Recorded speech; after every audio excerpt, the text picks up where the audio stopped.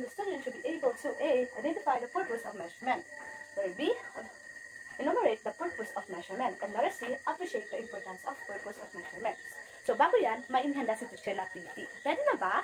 Okay, so yung activity natin ngayon is arrange me. Scramble word.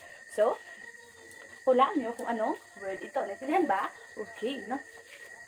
Ano ba to? Very good. This is education. Pangalawa, ano to? Measurement. Very good. So, dahil alam nyo, bigyan nyo yung sarili nyo na 3 claps. So, that claps 3. 1, 2, 3. So, dahil tapos na yung ating activity, so, mayroong katanungan sa teacher.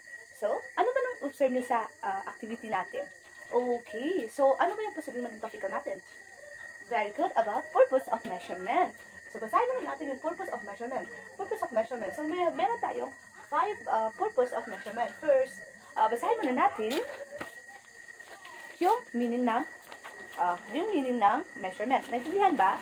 Okay. So, measurement, the process of determining the quality, size, or extent of something, often by comparing into standard.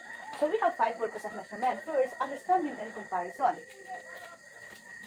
Number 1, understand and comparison. Measurement allows us to objectively understand the size, amount of the degree. So, when we say understanding, ito yung pagkakaintindi natin. So, measurement, kumbaga allow tayo to objectively na maintindihan natin yung the size, amount of degree of something or isang bagay. Let us see decision making. Accurate measurement is crucial for making informed decision in various fields, from scientific research to everyday tasks. So, syempre, yung decision making, one of also of the purpose of measurement.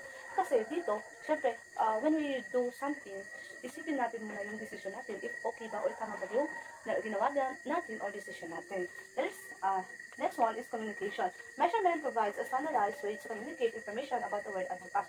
Syempre, communication is sharing no proper measurement, sharing no proper provide ang standardized on how or paano tayo mag-communicate sa ibang tao or kung paano tayo to gather some information. And also, location assessment. In education, measurement is used to assess student learning and areas where students will support and evaluate effectiveness of teaching method. Syempre, one of the purpose of measurement is yung education assessment. So, education measurements, ito yung ginagamit natin on how to assess student when it comes of learning. And also, as a teacher, you should know or alam mo kung ano yung student whether it support and also quality control. Manufacturing and other industry, measurement should ensure that products with phenomena, test hypothesis, and developers. Syempre, yung quality control, ito yung ginagamit ng mga manufacturer yung gumagawa ng mga product. Syempre, in-measure niya or in-ensure niya yung product nila is mamiti yung good quality ng isang produkto. And also, naintindihan niyo ba? Okay, dahil naintindihan niyo, mayroong katanungan sa teacher. So, naniniwala ba kayo na yung mga purpose of measurement mahalaga sa ating sarili o mahalaga sa ating life? Okay, very good. So, yung mga purpose of measurement, syempre, ito ay mahalaga sa ating life. At ano nga ba yung mga 5 purpose ng measurement? Ano yung 5 purpose ng measurement? Okay, very good. First, understanding and comparison.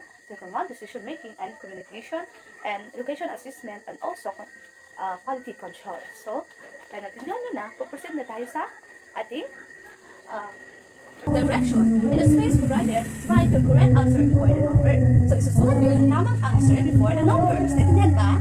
Okay, first question. Measurement provides a standardized way to communicate information about the world around us. Ano ba yung answer nito? Okay, very good. Communication. Number 2, used to assess student learnings. Ano ba yung ginagamit natin to assess student learnings? Very good. Education assessment. Number 3, measurement allows us to objectively understand the size, amount, or degree of something. So, makikita nyo siya, pero meron din answer dito sa number 3. Okay, very good. Understanding and comparison. Number 4, measurement ensures that the products meet specific standards and of consistent quality. Ano ba yun? Quality control. Very good. Quality control. So, dahil alam na, meron assignment sa teacher na dapat ninyong gawin sa bahay. Pindan ba? Okay. So, yung assignment niyo is lalagay nyo dito sa notebook nyo at ipapasa nyo bukas. Naintindihan ba? Okay. In your assignment, direction. These are things that can measure inside your house.